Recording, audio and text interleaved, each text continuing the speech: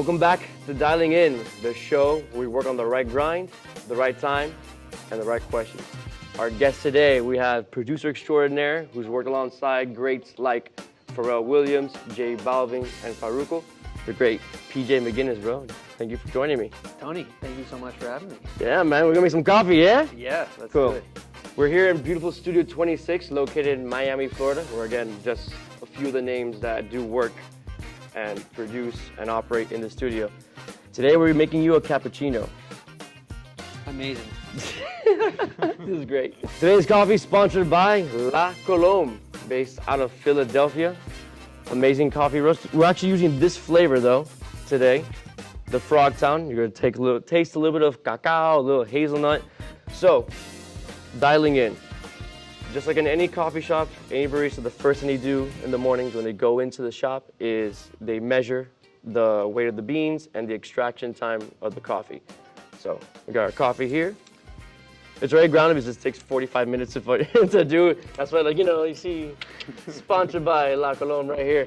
But while I'm setting this all up, I'd like to know, how do you dial in your day every morning? From the moment we wake up, what is it, the right measurement for you to get your day rolling and having successful productive? You know, I used to be a big into coffee, like that would be part of the morning routine, but I kind of switched over into either pre-workout or like some type of like energy supplement. Really? Where you get like heartburn and stuff? Like Exactly, yeah. But too much coffee. Yeah, I always like wake up, have that, and then go either to the gym or go. I've been running outside recently, you know, because the gyms haven't been open. So that gets you going. That a little gets- pre-workout. Yeah. I don't know. I've never had pre-workout, so I don't know how. Like, does it actually like? Yeah, I mean, it's like coffee. It's, you know. Don't things like coffee. That's a mistake. First of Right. all. All right, so we have our coffee measured at 18 grams. We're gonna do a double shot of espresso for this cappuccino. They're measured here. So now what we're gonna do is boil our water. Like we've mentioned before in the show, there's no electricity used in any of the presentations. Today we have the Java Jet Boil Flash, which this thing is amazing. It literally boils water or soups or any kind of liquid that you want to use. In less than 2 minutes. You have hot water, hot soup, take it with you camping everywhere. It's kind of like the premise of the show. A little water there. So it's propane? Something like that, yeah. Yeah, okay. Nice. So we're gonna make a little space so I have to be able to see what I'm doing. Turn on the gas. And what's cool about it, and it's kind of fun, you'll see in the camera, is that this indicates the temperature. It'll start changing to different color.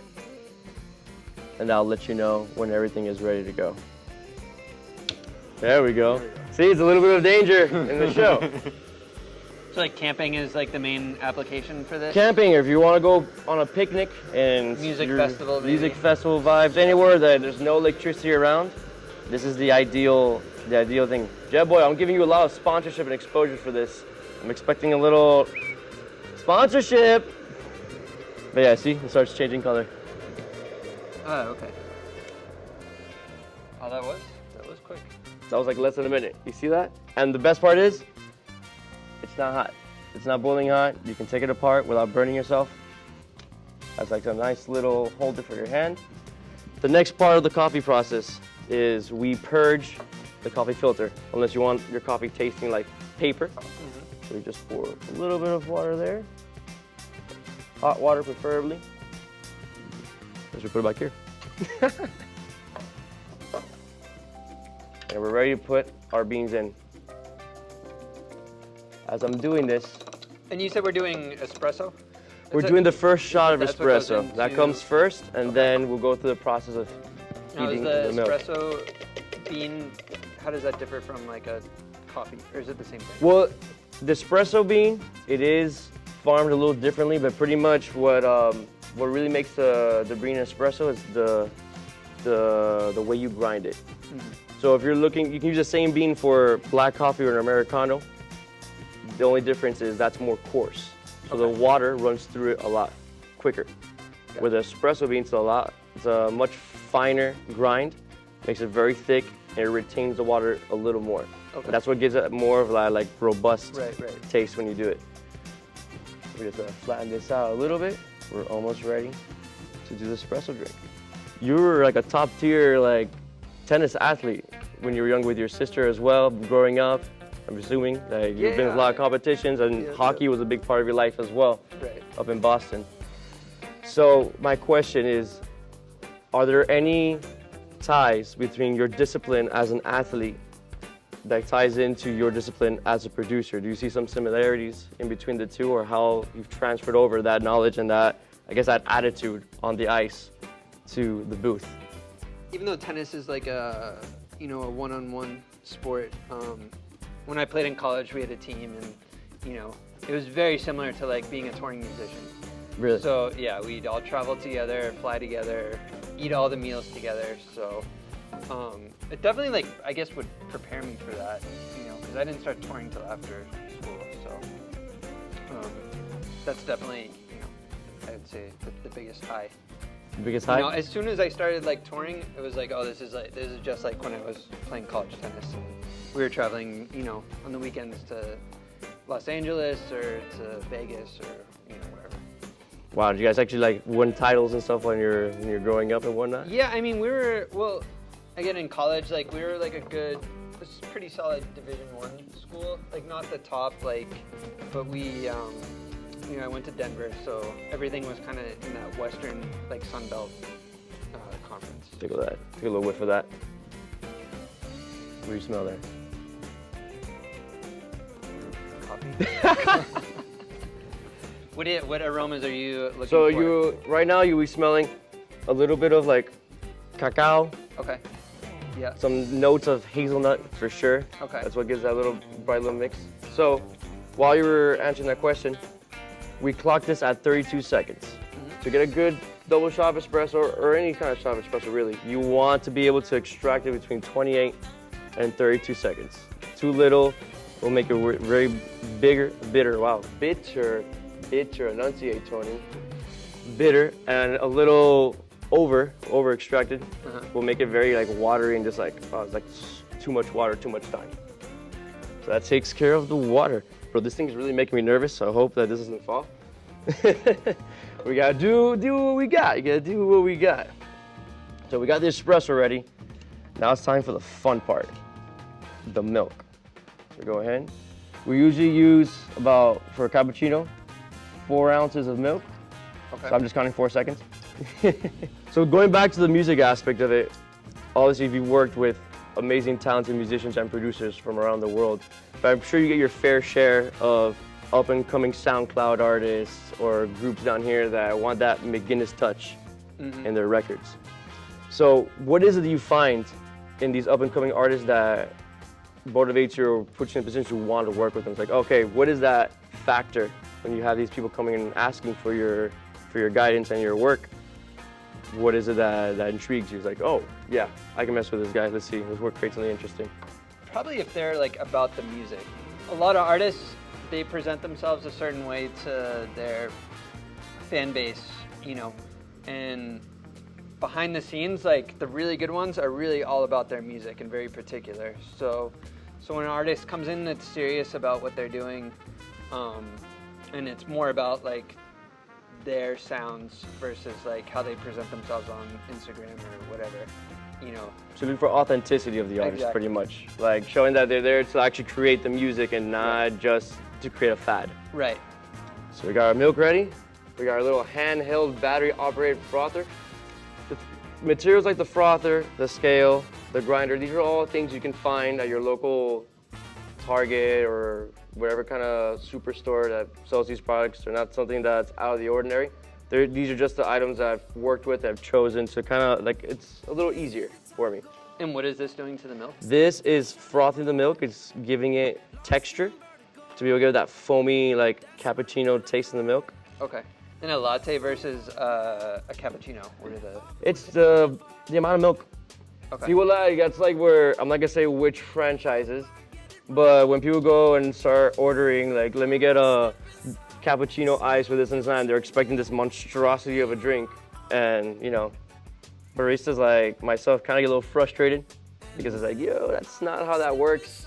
Or like the most typical one, like a macchiato, which is like a 2 ounces of milk, 2 ounces of coffee. And they get it and they're like, where's the rest of it? I'm like, that's what you ordered. Okay, then.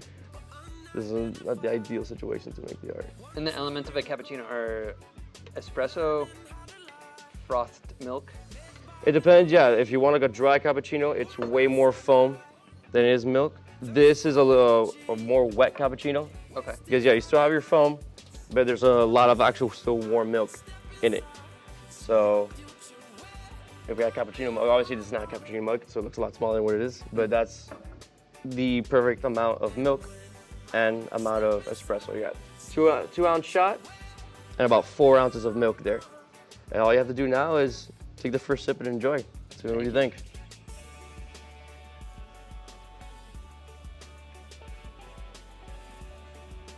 Good? Did I pass? Amazing, yes.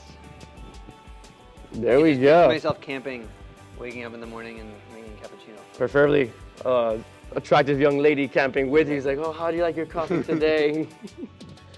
Okay, I think we do camping differently. But that's cool. I'm glad you enjoyed it. So please, that's yours now. Drink it. On the note of artists, we were talking about young and up-and-coming artists. Now I want to ask you, out of the musicians and artists that you constantly listen to now or hear about or even work with, who in the market that you haven't worked with yet, who do you dream of working with or producing for or even performing? Because obviously, aside from being a producer, you're an extremely talented saxophone player, keyboard player, guitar player, bass player, cowboy, square dancing partner. Mm-hmm. So in all aspects of your musical palette, who would you love to perform or produce for at this moment? Definitely producing for is something that I would really care about more. I mean, I love performing, but that's like performing for somebody. I'm not that good, so I'm not really trying to impress anybody with that. Yeah, but, right. Obviously, like the bands that I grew up with, you know, well, I guess performing with, like, so like OAR was like a band that I used to go to see in high school, you know, like with all my friends we go, and then, you know, 5 years later, I was like on stage opening for them, doing a full wild, tour. Yo. So it was incredible, and what was even better is like, you know, they were such nice guys that was really cool. That was like our first big tour, and the fact that like they like reached out to us and they had us on stage with them a lot of times, and it was just a really cool experience. And I got to produce a song for them too, which was really cool. But you didn't tell me who would you want to produce for it. I mean, I would say that. Like, oh yeah, like for them? That's one of them, yeah. I mean, Dave Matthews would be another. Oh hell yeah, I can totally see you rocking some Yeah, Dave Matthews vibes. Like anybody with like an incredible drummer, it would be, as a producer, that's something that's like, would be really cool to do. So that's a big thing though, when you're a producer, like having someone either who understands drum sounds well or is an actual drummer to be able to record properly, right? Especially with bands, like a drummer that knows how to tune their kit and knows how to get like really good sounds themselves. It's definitely a plus, or something that like I really like. Do you feel like, at least here, obviously we're based out of Miami right now, do you feel like you run into more drummers that don't qualify under those like parameters than they do? I mean, unfortunately, like I don't get to work with a ton of bands. Like I'm more in the kind of urban pop space. But I've found like all the drummers that I work with have all been like really good and really good about, you know, keeping their equipment how it should be sounding. So. That's half the battle right there, I guess. That's awesome. So, final question. Again, we talk about music, we talk about coffee, we talk about sports and whatnot. As an artist, as you know, this does take up a lot of our time. And although that's why we do it, that's why we pursue it, that's why we chose this vocation, it gets to you at times, you know. You're like, it can mentally like fry you, and if you don't take a break from it every once in a while, it becomes sort of like an actual job instead of something you enjoy doing. Are there any like little rituals that you do on the day-to-day to kind of decompress from all this? Like, because obviously it's a lot and you're here 24/7. Right. You've been here since what time? So probably in the morning, and you're still here now. Thank you very much for having me. But yeah, what are some of the rituals, some of the things that you do to kind of decompress, kind of like put music and production in the back burner? I mean, I love like TV shows, so I always have like a couple of, when I get home, that's usually what I do, is just watch TV. But then also I'll find myself like pulling up YouTube videos of like production and performance and stuff like that. So even though it's like ties back into music, it's just, I don't know, I find it relaxing when I don't have to be like actively participating, when I can just watch other people do it. Yeah, but the pressure's not on you. Right, exactly. What are your top 5 TV shows? Go. Ooh. Well, you know, The Boys came back today. Season 2? Season 2, yeah. The So Boys, let it go Amazon. All right, I know what I'm doing tonight. But I don't know, Breaking Bad, Sopranos. There's a show called Rescue Me. This is the fireman one? Yeah. That's an old one though. That's an like, old one. I was there before Netflix was like a thing. Yep. But as a Boston guy, it's like, it's in New York, but it's Dennis Leary, you know, and he brought his whole Boston team of actors into it, so. So but they're actually Boston Fire, like, they know that, like, it's No, so they're New York firefighters, but like Dennis Leary, who has like crazy Boston accent, and he wears like straight up Bruins shirts on the show for some reason. Oh, that must be funny. Like, you listen to that, it's like, But even that's like, not how they talk over there. yeah, like Cam Neely, Phil Esposito, all these like famous Bruins or make cameos. Bill Belichick, like Lenny Bruce, like all the Boston, you know, guys are on it. So. Well, that's awesome, man. Yeah. Well, PJ, that concludes this segment, man. I want to thank you for being a part of this and hosting us in this wonderful space. If you guys have any questions about production, or you're curious to find out more about Studio 26 and what goes on in the inner workings of it, you know where to find them. Studio 26 has all the social media platforms. Yeah, exactly. Studio 26 Miami. So Follow shoot them a us on text, Instagram, shoot them a whatever. message, MySpace friend request. I don't know what, I'm not really trending with those kind of things as of late, but here we are. And thank you. Thanks so much for having me. We're here for, I don't have my cup of coffee. I'll pretend there's a cup of coffee. We like to end it with a little cheers. Cheers. So, cheers. See you next time.